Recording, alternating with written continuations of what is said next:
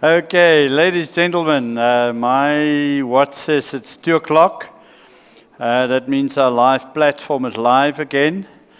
Thank you very much for coming back in after lunch. Thank you. We are averaging close to 150 people online as well. So remember, this venue is constrained. We can't get bigger, and that's good. It's one conversation. But through the platform, obviously, there's also opportunity for questions and so from the online participants. So thank you, online people.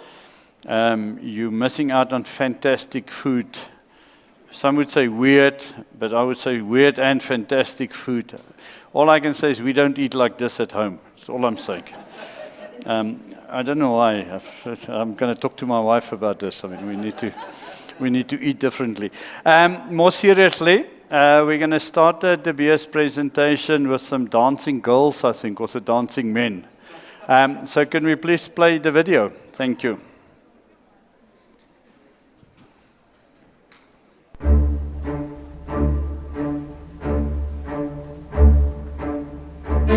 Diamonds are eternal, but the world around them does not stand still. Since Z.B.'s first diamonds were discovered on a small South African farm, a history of constant reinvention has always turned our greatest challenges into our greatest steps forward. After the Wall Street crash of 1929 decimated demand, we worked with Coco Chanel to bring jewellery to the middle classes. As the world recovered from the Second World War, we established a new symbol of love.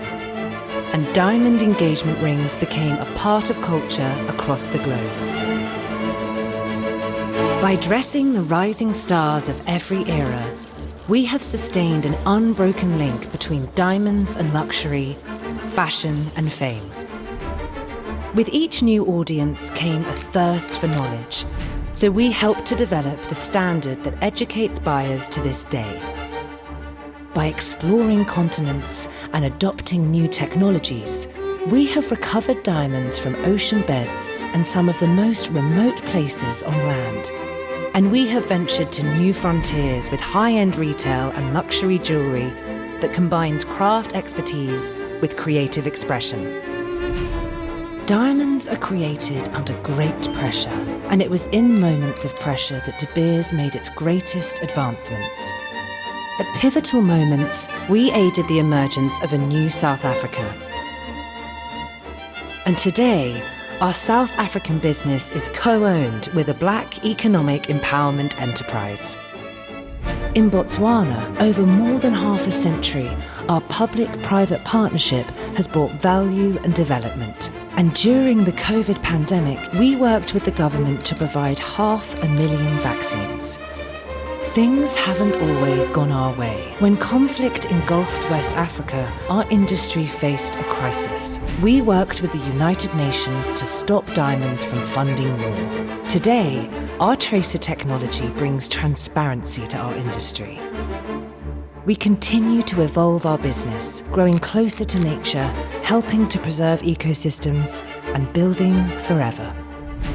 As we enter another era of momentous change, our tradition of transformation brings confidence to our future. The stories we tell, the ways that we work, and our role in the world will continue to move with the times and ensure that the magic of diamonds really is forever.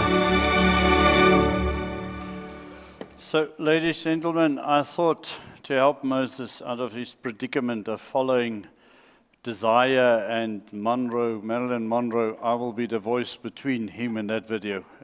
I mean, so really, I mean, what is this Desire thing you bring here? Come talk to us. Thank you, Bernard. Desire. Diamond is forever. Yeah. I think the statement still stands true, right? Talk to my wife. And I'm sure you agree with me, Tracy. It's still the girl's best friend. Yeah, okay. I think after this, she's going to expect more diamonds from me. Good afternoon. Really, honestly, every time I see that video, I'm again just uplifted and inspired by what diamonds do. It makes me very proud to be in the industry. and work in the diamond industry, and certainly for Z.B.S, it really reminds us, and certainly reminds me, the power that we can do with diamonds and how we can move the world. So good afternoon to all of you. My name is Madondo. As said, I'm CEO of Z.B.S Managed Operations. What that means is that I look after the business, our upstream business, both in South Africa, in Canada, as well as in Angola as we move back into Angola. As part of Anglo-American group, Z.B.S operates globally, participating in every part of the diamond value chain, of upstream, midstream, downstream. We have corporate bases, of course, in London and in Johannesburg. We have site-holder sales, most of you would know that as diamond trading in Botswana. We have the business called Element 6 that has manufacturing facilities all around the world. In fact, there's one in Springs here. In fact, it's existed and operated there since the late 1950s. Spanning, again, with the retail business that spans right across in the West, in the USA, and in the East, of course, in China, and growing very much in India. And last but not least, we have our mines, of course, in Southern Africa, and as well as in Canada, making us the world's largest diamond producer. Together with our joint venture equity partners, we produce more than a third of the global supply of diamonds, and we recover these diamonds from stable, ethical countries with strong track record and high operating standards for diamond production, which is important to us, and certainly for those who buy our diamonds. Importantly, those provenance credentials are becoming ever more significant, not only due to evolving consumer expectations, but also because the world's second largest diamond producer by value, as you can see there, the Russian company Arosa, is now facing a range of international sanctions, which I'll come back to later.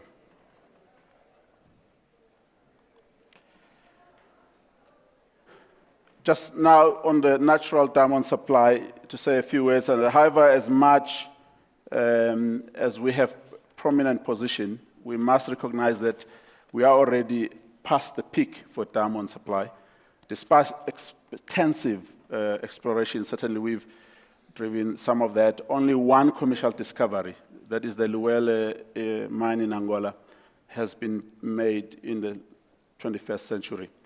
We have aspirations, of course, to begin production in Angola by the 2030s, but the broader outlook, as you can see from here, shows a decline in global demand production.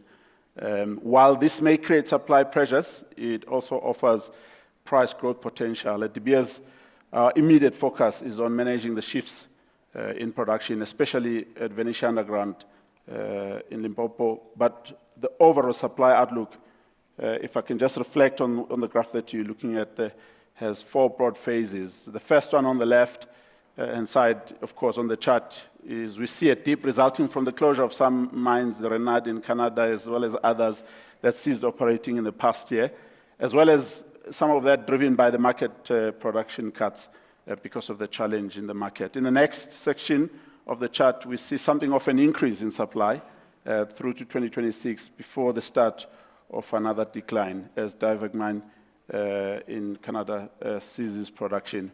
From 2028, the third section of that chart shows supply drop very quickly due to mine closures in Canada and declines as well in Russia. Then the final section of that chart shows a more steady decline through to 2040. That's probably at about a 1% per every year drop that is going to be seen. Of course, we'll then start to see some of the Russian operations, the Mirman restarts, and then of course we'll bring forward the Zwaneng underground, which we hope start to be ramping up in that period. Now to the market downturn, which I'm sure many of you will be keen to understand and how we're responding to that. I want to really, it goes without saying that 2023 was an exceptional bad year for the diamond industry.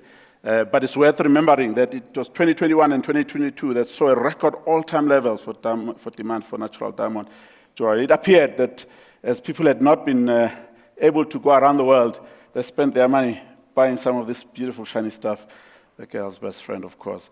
And also important to understand what led to this situation, of course, in 2023.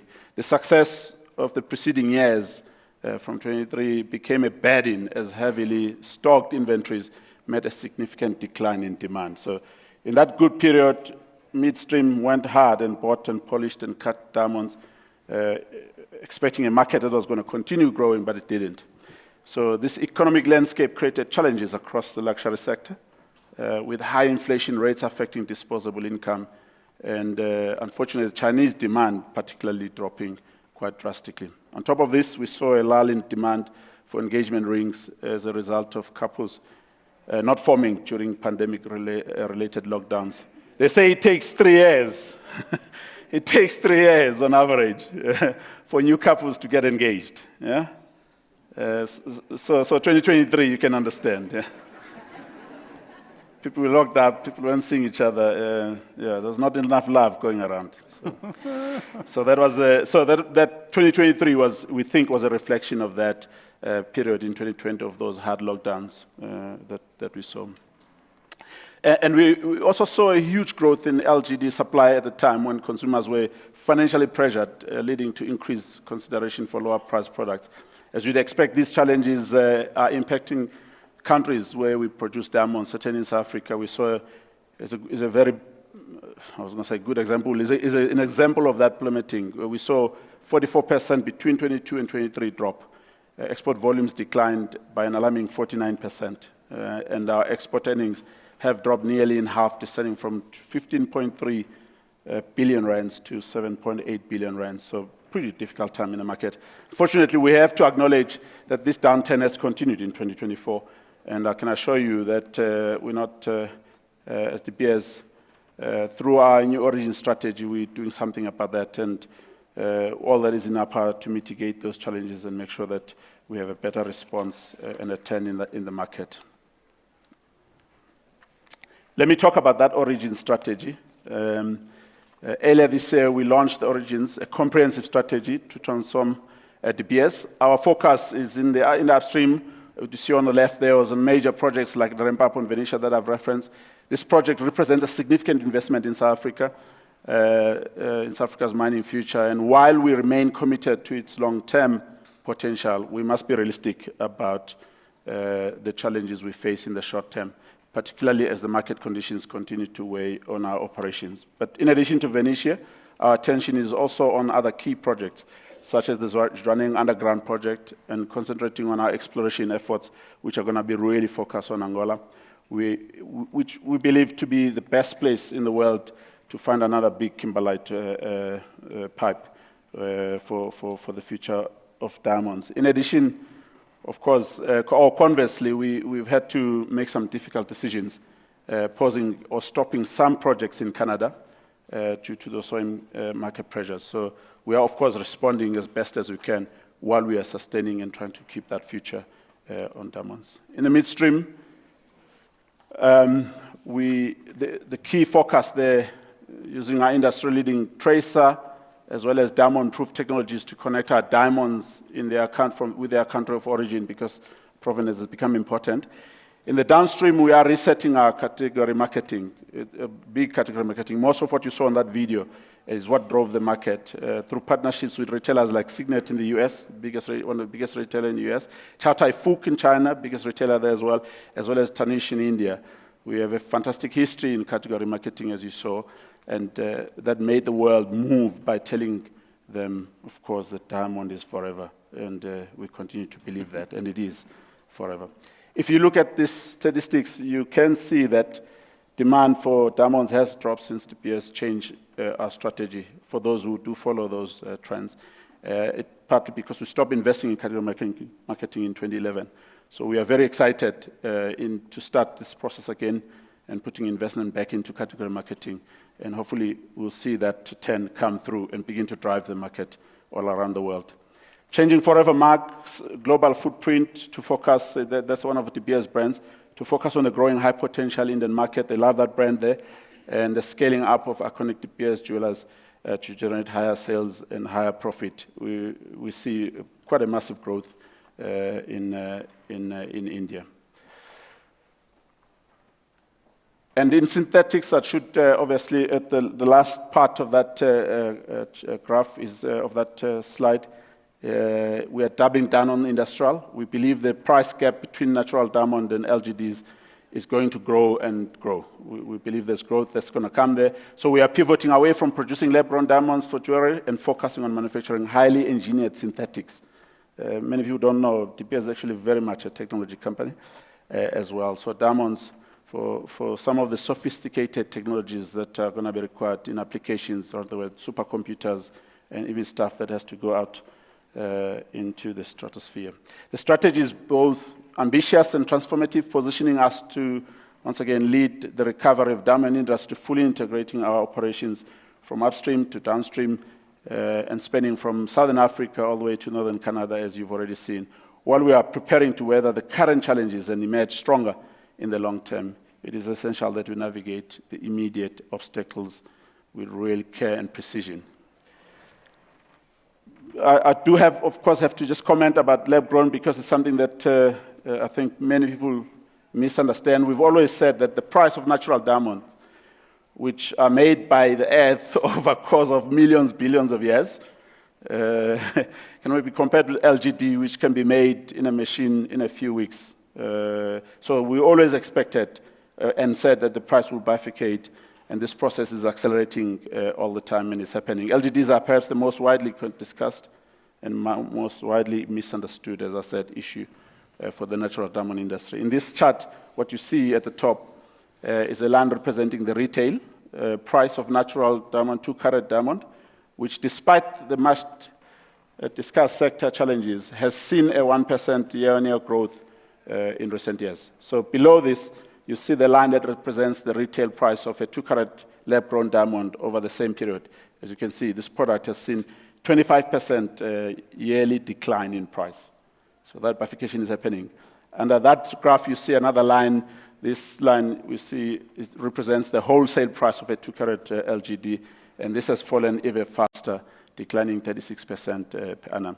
So that bifurcation has happened. Finally, the bottom, you can see the retail price of our Lightbox lab-grown diamond offering. We are proud that Lightbox has led the way in transparent and honest pricing of lab-grown diamonds, which was exactly the challenge here that we set with. So this year, we cut our prices again to $500 a carat. Retail price in the wider sector are now trending down to us, and as you can see in that line, towards that pricing. Now, while I'm talking about lab-grown diamonds, I should also debunk the myth that the difference between LGD and natural diamond cannot be told. It definitely can be told. Z.B.S has been a leader in synthetic detection technology for decades, actually. So that plant in Springs has been working since 1958. Guess what we've been doing there? We've been growing diamonds there. So we've been on this for a long time. So Z.B.S has been a leader, as I said, in synthetic detection technology for decades, having developed that suite. And this diamond verification instrument Z.B.S has developed extremely accurate, reliable. They have a 0% false positive rate. That means there's never been a diamond that was not natural that has not been picked up by that machine. So this is unrivaled worldwide. And our verification technology division has also designed a consumer-friendly device recently. We launched that prototype. It's called Diamond Proof. And at the retail in the JCK jewelry show in Vegas in June, we are aiming to make those available for purchase by May of 2025. There's a big demand for these machines already, but of course we need to make sure that the ones that we put in the market are going to be certain to deliver the expectations. I do need to comment on G7 because G7 sanctions have been an issue and they affect supply. The sanctions on Russian diamonds will also help our supply chains, we think, affect our supply chains. Although there were some measures against Russian diamond interests in 2022, this year we actually saw some sanctions that were introduced, further sanctions, fundamentally impact those Russian diamond sales. Previously, Russian diamonds cut and polished in a third country such as India could still find their way to the US, which was a big issue for the US and the G7. However, such diamonds of 1 carat and above are now prohibited by all G7 countries, and with the size threshold soon to reduce to half a carat. These sanctions will fundamentally really affect our global supply chains. So it's something that we are supporting and helping the market to be able to. This tracer and this ability to trace diamonds is going to be very important. So at Z.B.S, we're We're well set to comply with all of the requirements. We do not, of course, mine diamonds in Russia, and certainly our blockchain platform will help in the long term. By the way, we started with that technology long before the story of sanctions was an issue. So we expect that that technology should be helping not only just ourselves, but the industry. As I draw to a close, I see that my time. Did you cut this? Did you just? No. It just disappeared. You're taking your time to get to Tracy, the point. You must help me. So I think let me move on quickly with two things, two very important things. Despite these challenges, there are reasons for optimism in the long term. I think it's important that I close with those words. We expect that global demand for natural diamonds to grow by 3% annually for 2030, driven largely by the US market. But we certainly believe that the Indian market will also be is coming strongly. 8% growth we see in that environment. We think in the next, certainly to 2030, we're going to see quite a growth out of that market. We know that China is currently under pressure, but we do expect some growth. We're seeing Japan also come back. So our focus will also turn to high potential in the sector. As I said, some of the market we are very focused on. We see a big growth that's going to come here to 2030. 10.4% is what we expect year on year. So our confidence in the future has been underpinned by some very good analysis, some work already produced by BCG. They expect a 3 to 5% growth. So we believe that story, and so we are continuing to be invested in the market. So our confidence in the long-term success of the industry really remains strong. Of course, my last slide, I do want to say before I close that, of course, we remain safety is important. It's in our top priority. We've made some significant progress, because you can see some of those graphs. Of course, fatalities are a good reminder that we need to be focused. We're still very much a mining business, but we've got to be focused on that. As well on the right, our Building Forever goals have not changed. We've, of course, continued to do some good work. Some Namaqualand National Park we donated to the South African National Parks as an example, and many of the others. But the slide that you see on the right-hand side, there is a chart that shows what we're aiming to do via efficiency measures and Scope 1 and Scope 2 reduction projects that we are busy with. So we're very focused on that. Of course, you're all aware of the Envusa Energy venture with EDF Renewables that has been referenced a couple of times. So Venisha is also going to be a beneficiary of that process. In closing, additionally, we are obviously committed to all of the good things that you all know that we do in South Africa with all where our mining operations are at. In conclusion, Bernard, I know that you got a few questions for us, so thank you all for the opportunity to speak to you and the support that we've had. We face difficult times. There are tough decisions we're going to have to make, but we expect that we'll emerge stronger when we come out on the other side, and certainly still believe in the future of those natural diamonds. Thank you very much. Thank you, Moses. Thank you. Now, stand there and brace yourself, because I'm not sure whether you've got a cult following, or whether you're being racially profiled. Oh, wow. So the first question is, please ask Lionel Richie. Oh. I mean, what must I do? I think that's racial profiling. I think so too. That's why I say, but it gets better. It gets better. I mean, so brace yourself. Huh? Yeah. So Moses, every time you say... But the good thing is they didn't ask me to sing. I thought you were going to say... No. That question, I mean, I thought it was fun. Yeah. Even worse, Moses, every time you say diamonds are forever, you take on the voice of James Earl Jones. Is that deliberate? Okay, people, you can go. Come on. All of you, just go, Can we get back to business? Yeah. As I say, cult following or racial profiling, I don't know. Yeah. I'm very keen about Angola. The Z.B.S exploration is focused on Angola. How's the mining regulatory environment in Angola compared to South Africa? I mean, I want to hear about Angola. We don't talk about Angola, and yet it's like flipping next to us. You know? Yeah. For some reason, perhaps history, perhaps language. Why suddenly Angola? Diamonds, it's obvious. How do you find Angola? So we find a government that's very willing to see industry go back and grow there. We've seen some stability over in the recent years. And so confidence in that market is really coming back. And we've had, obviously, a very good contract that we signed, that we announced earlier this year.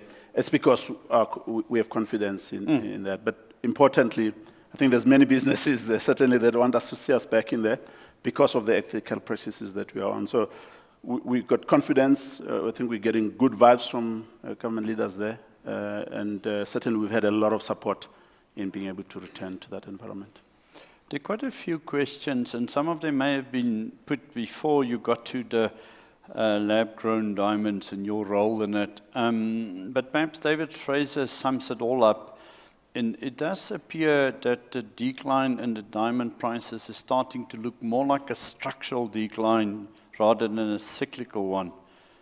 Do you agree with that analysis? That's for sure. I mean, that's it. Like I said in the presentation, we were always expecting that, and we expected it sooner, but obviously what we didn't count for was that, again, which is why we did Lightbox, was that the manufacturers and the pricing of that was that the retailers would see those margins. Actually, it was those margins that drove them to actually sell. The conversions for buying lab-grown in the US, which is where most of them have been sold, was at the retail shop. So a person would come to buy natural, but the retailer would convince them to buy because they were making more margins.